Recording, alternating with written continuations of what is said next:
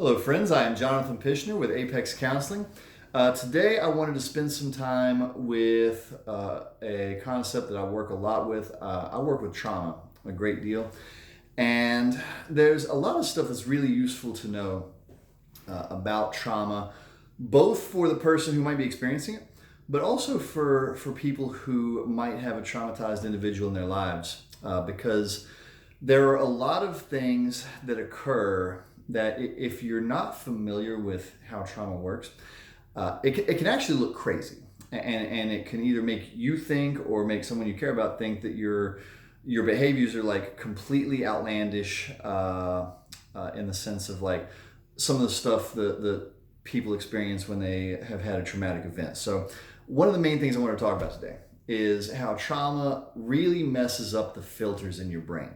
So in any set of experiences we're having, there are a million things our brain can focus on, and it screens out 99.9% of the stuff because all of it's unimportant to what we're doing, what we're focusing on.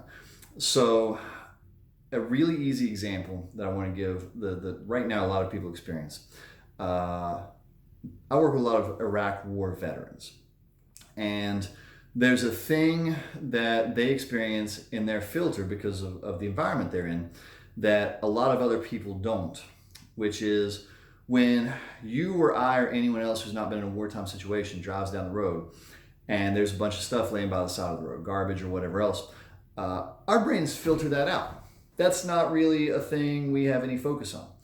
But for a lot of people who've returned from the war in Iraq, they have real difficulty filtering out anything by the side of the road because in the situation that they were in, there was a really good chance that anything above the size of a shoebox had a chance of being a bomb.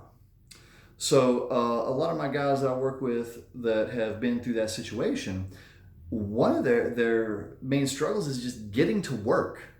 It's hard for them to get to work because if they have to drive 3 miles, their filter is telling them they're in an emergency situation the entire time, because if you really stop and pay attention, there's always flotsam by the side of the road. So a lot of people experience difficulty just in getting to work, which sounds like it should be a simple task. And if the filter was working right, it absolutely would be a simple task. You get in the car, you go, and as long as you don't run into anything on your way there, you're fine. But when your filter's messed up, getting to work is maybe not as simple as it would usually be. You get filters messed up in all kinds of ways. If you experienced abuse from someone, sometimes your filter will be messed up about that person's entire gender. There's a lot of people who were assaulted by like a male, and so their brain doesn't filter out just man over there. Their filter tells them, oh, dangerous person over there. So one of the things that's really important to understand, if you are the person who's maybe experienced some trauma, number one, this is not a crazy thing. This is a trauma thing. Trauma messes up your filter and causes your brain to react to certain things as though it's an emergency, because at one point there was an emergency. The brain is a mechanism of association. It is meant to draw associations for the purpose of keeping us safe. Unfortunately, in trauma, that teaches the brain to maybe go overboard on whether or not it determines something to be unsafe.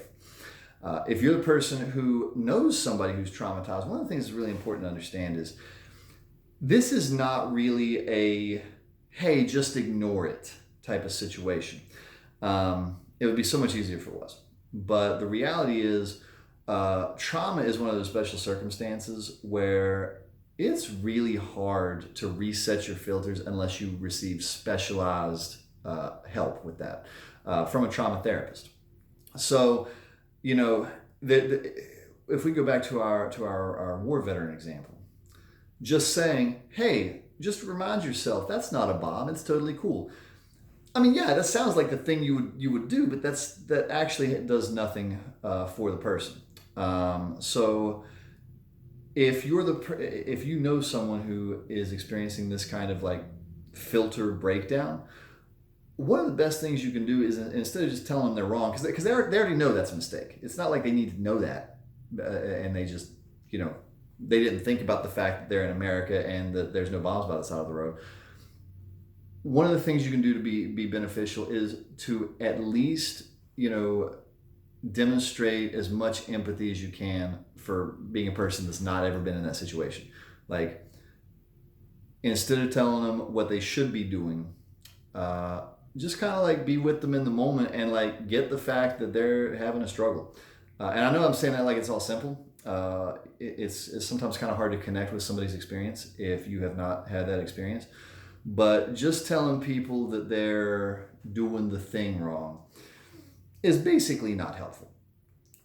So if you or someone you know has been traumatized, knowing that the filter is messed up is really a beneficial thing, just in terms of you being able to either be helpful to yourself or at least not be destructive to somebody you care about that's experienced trauma. Sometimes I'm able to give a cool tip and be like, hey, if you got a broken filter, do this thing. In trauma, there's really not a lot of like tips and tricks I can give. If you're experiencing a messed up filter, that's a pretty clear sign that you need to get some assistance with trauma therapy. Either with us, we got trauma therapists on staff, or somebody else. Plenty of skilled trauma therapists out there. But basically, if you see that you have a filter that is screaming danger when realistically there's probably no danger, that's a clear sign that you need some assistance, and we would love to see you get that either here or somewhere, because it's really hard to live like that. And most people don't seem to be able to reset their filter on their own. Usually they need the assistance of a skilled trauma therapist. So hopefully this information is helpful to somebody out there. I really appreciate you guys hanging out with me for a few minutes today. My name is Jonathan Pishner with Apex Counseling, and I will see you guys next time.